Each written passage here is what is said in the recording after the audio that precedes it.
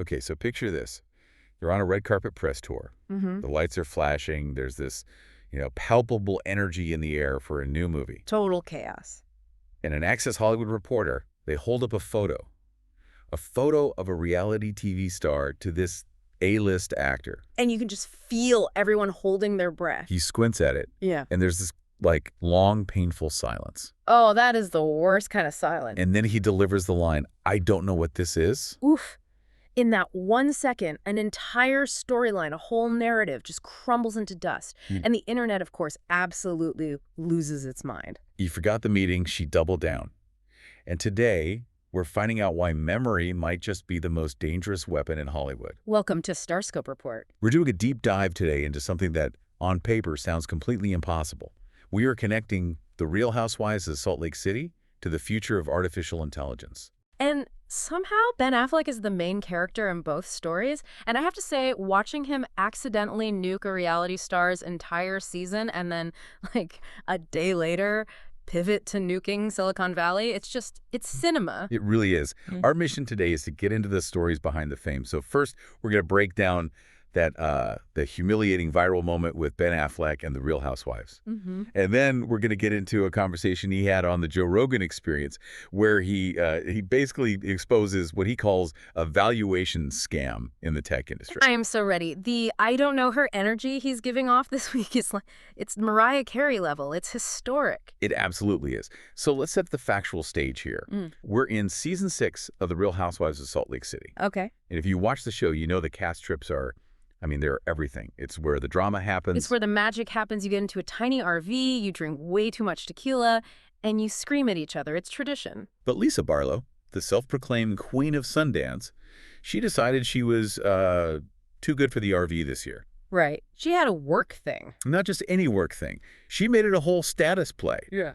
She told her castmate, Angie Katsanevas, that it was a big deal. And then she dropped the names. The audacity of this quote, it's burned into my brain. She says, I'm not going to drop names, but I'll be with Ben and Blake. Implying, of course, Ben Affleck and Blake Lively. And she framed it so perfectly. She wasn't just busy. She was painting this picture of her, very full private life where she's on the same level as these A-listers. It's a way of saying, you guys go play in the dirt with the other housewives. I'll be sipping cocktails with Batman. It's a shield. It's a way to position yourself above the petty reality TV fray. Right. I'm a Hollywood insider. Which works great. It works perfectly until someone actually asks Batman about it. And that is exactly what happened. January 16th, 2026. Ben's out promoting his new Netflix movie, The Rip, with Matt Damon. And Access Hollywood decides to show him a photo of Lisa Barlow. And this is the moment. This is the train wreck you just can't look away from. The reporter holds up the photo. Ben looks just utterly confused. He says, I haven't been in Utah in maybe 8, 9, or 10 years. Strike one. Lisa lives in Utah. Then he squints at the picture and delivers that line we started with.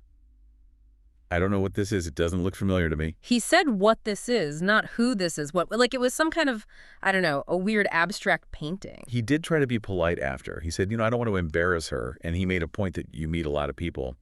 But that politeness almost makes it worse. It makes it so much worse. Because for Lisa Barlow, meeting Ben Affleck was a defining moment, a story she's telling years later. Right. For Ben Affleck, she was just a face in a crowd of thousands, probably near a catering table. It is the brutal, brutal indifference of the Hollywood food chain. And normally, this is where the reality star would just, retreat. Yeah. Issue a statement, oh, it was a brief meeting, my mistake. But not Lisa Barlow. Not Lisa Barlow. Oh, no. She does not retreat. She reloads. And her attempt to fix this is where it gets so much more interesting. Up next, we have to break down her frantic social media post to prove she does know him. And why a photo from the archives might have actually exposed her even more. Plus, you do not want to miss the absolutely savage comment involving a poodle that just broke the internet. So the interview goes viral. Ben says he doesn't know her. Lisa Barlow's credibility is, on the floor. What does she do? She goes to Instagram. Where else? The court of public opinion. Right. She clarifies the meeting wasn't in Utah since he denied being there. Yeah. She says it was at South by Southwest in Austin, Texas. Okay, little pivot. I see it. And she says it was for the premiere of The Accountant 2. And to prove it, she posts a receipt. Got that? A photo of her and Ben He's got his arm around her, and the caption was, "I always throw a great house party." See? Proof. His arm is around her. They're basically best friends. Case closed. Well, not so fast. Because this is where the internet detectives and, frankly, my own analysis comes in. Because when you actually look at the photo, the timeline just completely falls apart. Okay, break it down for us. First, just look at Ben's face. In 2026, Ben Affleck has a certain look. In this photo, he looks way younger. I mean, his hairline's different, the beard is different. This looks like 2017 Ben, not 2026 Ben. So she's using a photo from almost a decade ago. It's almost certainly from the Sundance Film Festival around 2017, which makes her excuse for skipping the current cast trip totally nonsensical. You can't use a photo from the Obama administration to justify missing a work trip this week. That is next level desperate. It gets worse. She specifically mentioned she was with Ben and Blake. Blake Lively. Right. But here's the thing. Blake Lively is not in The Accountant, too. She's not in The Rip. So, why would she be there? There's no professional reason for her to be at that premiere. It suggests Lisa's just, like, throwing A-list names into a blender to see what sounds impressive. It's the social climber's sunk cost fallacy. She's already in too deep on the lie, so she just keeps adding more details. Oh yeah, Ben, Blake, I think the Pope was there too. We were all hanging out. And the internet noticed all of this. Right. I mean, the comments were flooded with people pointing out that it looks like a standard fan photo. Oh yeah, you know the pose. The polite smile, the hand is kind of hovering. It doesn't scream close personal friend. It screams, I am contractually obligated to be in this photo. And speaking of comments, we have to talk about Angie. Angie Katsanevas, the woman Lisa snubbed for the RV trip. The one and only. She went into the comment section of a Bravo fan account, and she just chose violence. She wrote, quote, "He didn't know Lisa, but he recognized Celia." And for anyone listening who doesn't memorize the cast pets of The Real Housewives, Celia is her poodle. Ben Affleck apparently remembered the dog. that is the ultimate humility check. You are not famous. The poodle is famous. You are simply the help. He remembers a poodle from potentially a decade ago, but not the woman claiming to be his peer. It's just brutal. And it really highlights this weird pattern, right? Remember Jen Affleck from Secret Lives of Mormon Wives? Oh, God, yes. The one who claimed she was Ben's cousin. And it turned out to be a family joke. Although, to be fair, they did do a Dunkin' ad together eventually. But it seems like Ben Affleck has sort of accidentally become the king of Utah reality TV. He's the gold standard they all reach for to prove they're legitimate. It's a stamp of approval. If Ben knows you, you're real. If he doesn't, you're just a local. And Lisa Barlow just found out she is very, very local. So while Lisa's fighting for her social life in the Instagram comments, Ben Affleck is fighting a much bigger battle. And the connection is actually fascinating. Lisa's trying to generate a reality that isn't real. Her prompt is Ben and Blake. Precisely. And Ben is out there saying, I hate generated realities. Coming up, Ben goes on Joe Rogan and drops a truth bomb about artificial intelligence that has Silicon Valley sweating. If you're loving these Hollywood twists, by the way, make sure you're subscribed. We've got even crazier stories ahead. Okay, so we're leaving the drama of Salt Lake City, and we're moving to the Joe Rogan Experience, episode #2440.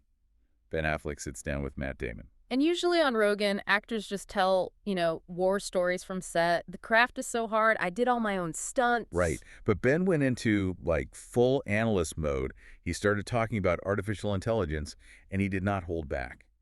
His word for the current AI writing tools was shitty. I loved that. No corporate buzzwords. He just said it sucks. But he explained why it sucks, and his argument is so sharp. He says AI is built to regress to the mean. Okay, break that down for me. What does that actually mean when you're talking about a movie script? Well, think about how these models work. They scrape the entire internet, every script, every book, every article ever written.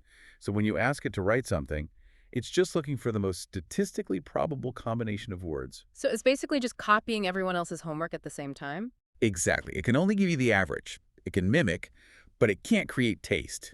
It can't make a weird, unexpected choice because it's programmed to only make the most likely choice. Which is why all AI writing kind of feels hollow. It's like elevator music. It's fine, it's there, but you're not buying tickets to the elevator music concert. Right.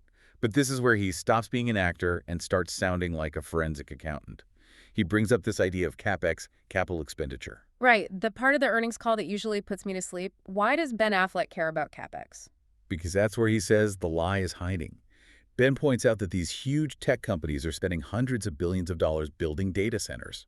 Okay, so they're spending a A fortune. fortune. And basic economics says if you spend that much money up front, you need a massive, massive return on that investment and fast to justify it to your shareholders. Mm. You can't just say, hey, we built a cool chatbot that writes funny poems. You have to say, this technology will replace all human labor in 2 years. Oh, I see. So they have to sell the AI's taking over Hollywood's story just to justify their spending. Exactly. He calls it a valuation scam.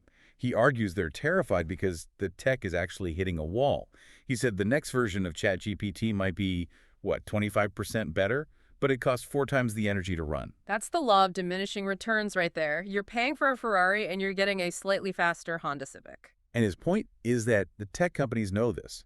They know the curve is flattening, but they need that valuation to stay high, so they keep pushing the narrative that AI will write the next Godfather. It's a bubble. It's the dot-com bubble all over again, but with robots. He also pointed out that for all the hype, most people are just using AI as a chat companion. That's so bleak. We invented Skynet, and people are just using it to have a friend because they're lonely. It's a dark thought. But beyond the money, he made this really passionate argument about the art itself. He compared AI to electricity. He said, sure, it'll change things. Like visual effects or filling in crowd scenes? Right, the labor. But he was insistent that it cannot replace the craft. He told this story about watching Dwayne "The Rock" Johnson in this new movie, The Smashing Machine. Is that the one where he looks completely unrecognizable? Yes, there's this scene where his character is overdosed and is in the hospital. And Ben described watching that performance and being moved to tears. He said there's no algorithm that can replicate the lived human experience you need to convey that level of desperation. It's a transfer of emotion. That's what he called it. A machine doesn't have a past. It doesn't have trauma. It doesn't know what it feels like to fail or be scared. So how can it possibly show us that on screen? It can't. It can mimic the facial expressions, sure. But the audience, us, we have a pretty good radar for what's fake. Which brings us right back around to Lisa Barlow, doesn't it? It really does. Think about the parallel. Lisa Barlow is acting like an AI. Wait, explain that. She is trying to generate a reality. She has a prompt. I am a Hollywood insider. So she scrapes her data. She grabs a name like Ben Affleck, a name like Blake Lively, an old photo from 2017, and she stitches it all together to create an image. But just like the AI script, it doesn't have any soul. It lacks the truth. Exactly. It's a hallucination, to use the AI term. She's hallucinating a friendship.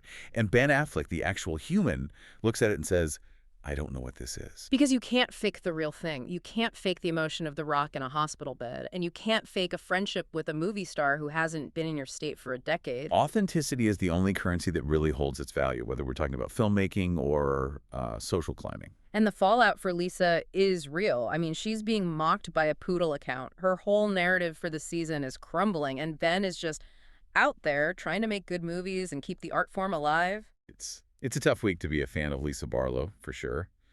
But it's a fascinating week if you care about the mechanics of fame. Ben's memory lapse really exposed the hierarchy of Hollywood in a way no article ever could. Yeah. What's a big deal for a reality star is a forgotten Tuesday for an A-lister. It really puts things in perspective. It does. Ben's core message about AI was that it lacks taste. And I think that applies here, too. There's something, tasteless about forcing a connection that just isn't there. It's better to be authentically local than to be fake and global. Exactly. So I guess the lesson is don't skip your friend's RV trip unless you actually have a confirmed dinner reservation with Batman. Words to live by. It's been a wild ride, from Salt Lake City to Silicon Valley. Definitely. Before we go, here's a thought to chew on. Ben says AI is shitty because it just copies the average. Lisa Barlow was mocked for trying to copy A-list status. In a world of curated feeds and generated scripts, is anyone actually being real anymore? Or are we all just generating content? That is the question. You've been listening to StarScope Report, where we uncover the stories shaping Hollywood, music, and pop culture. Thanks for tuning in, and don't forget to subscribe for more stories that keep the stars shining.